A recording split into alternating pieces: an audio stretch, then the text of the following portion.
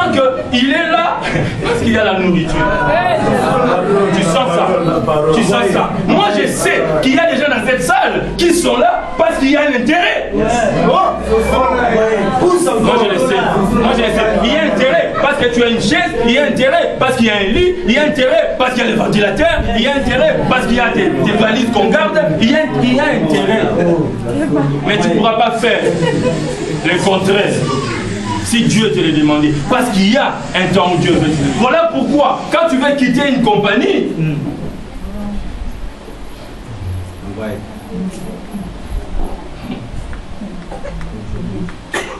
malheur à celui qui est seul et qui tombe sans avoir un second pour le relever.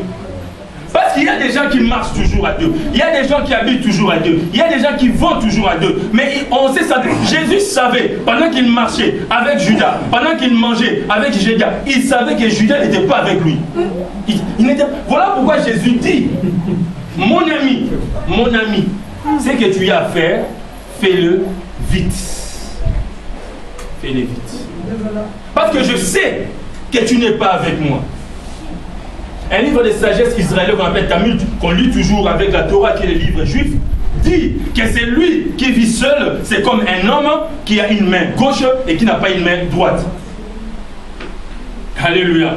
Bien-aimé, soit un chrétien, soit quelqu'un qui a l'esprit de Dieu, soit quelqu'un, c'est lui qui sait voir demain comment ça sera. Quand tu vis avec quelqu'un, quand vous êtes deux avec quelqu'un, quand la main gauche est fatiguée, c'est la main droite qui prend. Quand la main droite est fatiguée, c'est la main gauche qui prend. Mais quand tu es avec quelqu'un, tu ne sens pas sa personnalité, tu ne sens pas son bon moto, tu ne sens pas ses os qui fonctionnent, tu ne sens pas sa tête qui fonctionne, tu ne sens rien. Tout ce que tu sais, c'est toi qui fais tout. Mais vous vivez à deux, tu es seul. Tu es seul. Tu es seul. Et je te refuse de penser vivre avec quelqu'un alors que tu vis seul. Alors que tu vis seul. Alléluia. Alléluia. Quel est le choix à faire? Quel est le choix? Quelle est la personnalité à pouvoir faire? Quelle est la voie qu'il faut pouvoir suivre? 1, 2. Il dit, l'autre pourra tomber et l'autre viendra au rescousse pour pouvoir le relever.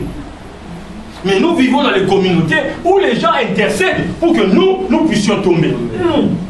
Non seulement ils intercèdent, mais ils envoient les gens pour venir nous faire tomber. Amen. Alléluia. Voilà pourquoi il faut savoir avec qui être. Les gens qui travaillent avec l'autre, je vais terminer. Les gens qui travaillent avec l'autre, notre message la semaine passée, il marchait avec ces messieurs qui étaient les neveux d'Abraham, qui marchaient avec Abraham, qui écoutaient Abraham, le père de la foi, en train de marcher, en train de faire des miracles. Abraham, il dit quelque chose à faire, dégâts ici. Mais je vais vous dire ça en bouquet seulement. Vous savez qu'Abraham, il avait c'est dans la Bible, hein? Ça te fait mal à la tête, mais je te le dis quand même. Je vais expliquer. Abraham, il avait la capacité, la possibilité de créer des hommes. Il créait des hommes. Mais ça, c'est pour les grandes personnes. Il créait des hommes. Et l'autre voyait ça. L'autre voyait ça.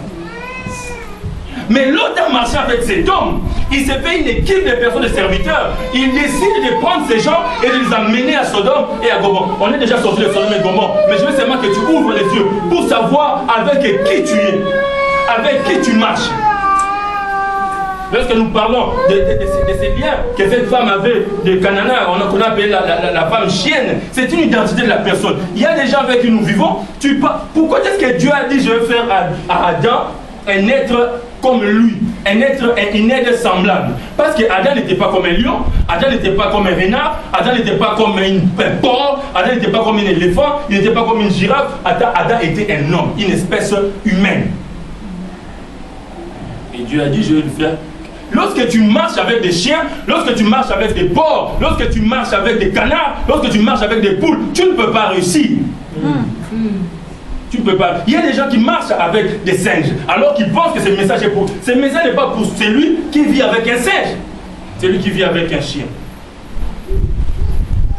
Alors que Dieu est en train de prier, quand Dieu est en train de délivrer quelqu'un dans cette salle, Dieu, quand ça se faisait, soit il parlait avec la personne, il y avait un chien qui vivait avec lui. Et les pratiques qu'ils avaient avec cette personne, toutes étaient de la chiénologie. Complètement. Dans les relations, tout était comme carrément les chiens que tu vois dehors. Mais Dieu l'a libérée. Et moi j'ai vu comment est-ce que Dieu est en train de la libérer. Avant qu'elle vienne me dire, papa Israël, voilà ce que je vivais, voilà ce que je faisais, voilà ce que j'ai... Dieu a décidé qu'il ne puisse plus jamais être seul. Tu peux être dans une communauté, mais tu es le seul homme dans cette communauté. Tu peux vivre dans une communauté.